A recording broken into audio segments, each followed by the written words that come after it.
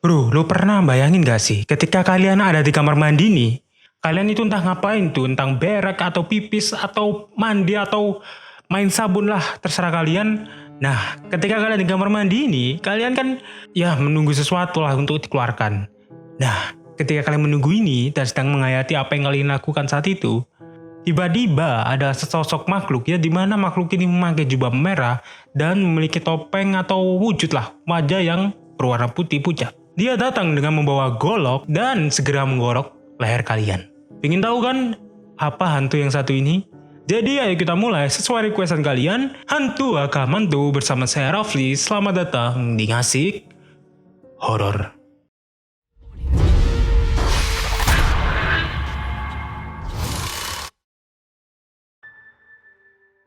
Sebelum video ini dimulai, aku mau berterima kasih nih buat kawan kita ini yang sudah memberikan kita sebuah ide baru, yaitu membahas tentang hantu Akamanto. Karena hantu ini cukup keren bro, cukup serem juga, cukup wah asik lah dibahas.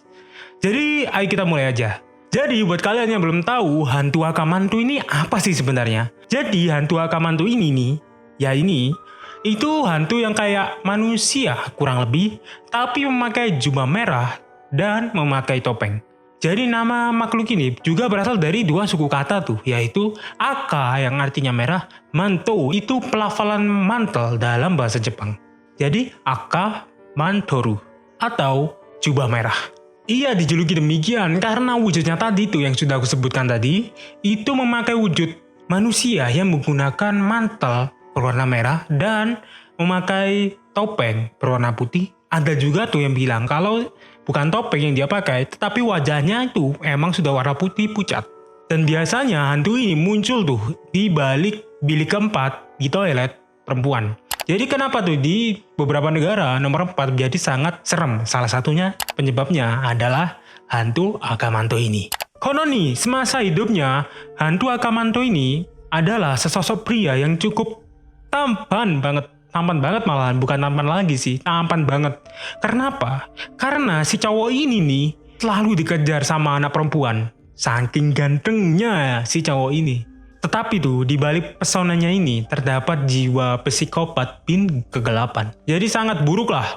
Ditambah selera humornya yang lebih wadaw daripada Paman Coki. Canda. Jadi sesuai yang sudah aku sebutkan di atas tadi, legenda Akamanto ini berasal dari sosok pria yang dimana sosok pria ini memiliki tampan yang rupawan. Jadi kalau ada wanita yang melihat sosok ini, ya sudah alamat si cewek ini bakal jatuh hati kepada si Akamanto ini. Bukannya menjadi tampan itu hal yang enak, justru buat si cowok ini menjadi sesuatu yang menyusahkan. Jadi dia terpaksa tuh harus menggunakan mantel yang berwarna merah dan memakai topeng kemanapun dia pergi supaya tidak ada wanita yang mengikutinya dia pergi. Namun aku rasa hal itu sudah terlalu terlambat sih. Karena apa? Karena si pria ini sudah terlanjur risih dengan si cewek-cewek ini yang mengikutinya. Jadi sifat risih ini melahirkan sifat baru, yaitu sifat yang cukup dark lah, yaitu sifat psikopat. Ditambah lagi dia itu memiliki emosi yang nggak stabil. Jadi bisa kita bilang dia ini ada cowok yang labil. Nah dari sinilah teror dari Akamanto dimulai. Jadi korban pertama si Akamanto ini adalah sesosok cewek cantik yang dimana tuh cewek ini diculik dan tidak pernah terlihat lagi sampai kapanpun. Alias sudah wassalam. Tak puas dengan satu cewek ini, si Akamanto ini malah menculik lagi cewek-cewek lainnya yang digunakan sebagai alat pelampiasan kekesalannya dengan cara yang cukup sadis, yaitu ini nih. Jadi suatu ketika ada sesosok cewek cantik yang dimana cewek ini masuk tuh ke dalam sebuah toilet yang dimana toilet perempuan tentunya. Ketika berada di bilik tersebut, si cewek ini mendengar suara misterius yang berbunyi, "Wahai wanita, mana yang kamu suka? Jubah merah atau biru?" Sesaat setelah dia memberikan pertanyaan tersebut, Akamanto ini akan muncul di balik ujung bilik dari kamar mandi ini, yaitu tepatnya bilik keempat. Dia muncul itu perlahan-lahan sampai terlihat wujud seutuhnya. Jadi Akamanto ini ketika muncul, dia itu sudah mempersiapkan banyak hal tuh dari jawaban yang akan dijawab si cewek ini. Yang dimana semua jawaban ini akan berujung kepada kematian yang cukup tragis. Sangat tragis. Ya, sangat tragis di sini, sangat tragis. Jika menjawab jubah merah, maka Akamantoru akan menggorok leher wanita ini dengan cara yang cukup sadis. Jadi gak kebanyakan ngomong, langsung di jres, selesai. Namun kalau kalian memilih jubah warna biru, kalian akan dicekik sampai mati dan wajah kalian ini berubah menjadi biru. Tapi nih, kalau kalian gak menjawab dari dua pertanyaan ini nih, kalian akan melihat wujud tangan yang muncul dari bilik di mana Akamanto ini muncul, yang dimana tangan ini akan perlahan-lahan mendatangi kalian dan menarik kalian ke alam lain. Dan untuk wanita ini yang aku ceritakan tadi ini nggak tahu tuh nasibnya gimana. Jadi entah dia diculik atau dibunuh dengan cara digorok lehernya atau dicekek. Nggak ada penjelasannya dari kisah ini. Tapi nih, aku punya kisah yang katanya ini real dari Akamantoru. Waduh, gimana tuh? Jadi gini, Akamantoru ini pernah tuh mengganggu seorang cewek yang sedang di kamar mandi. Cewek ini masih berusia ya anak SMP atau SMA lah, masih sekolah pokoknya.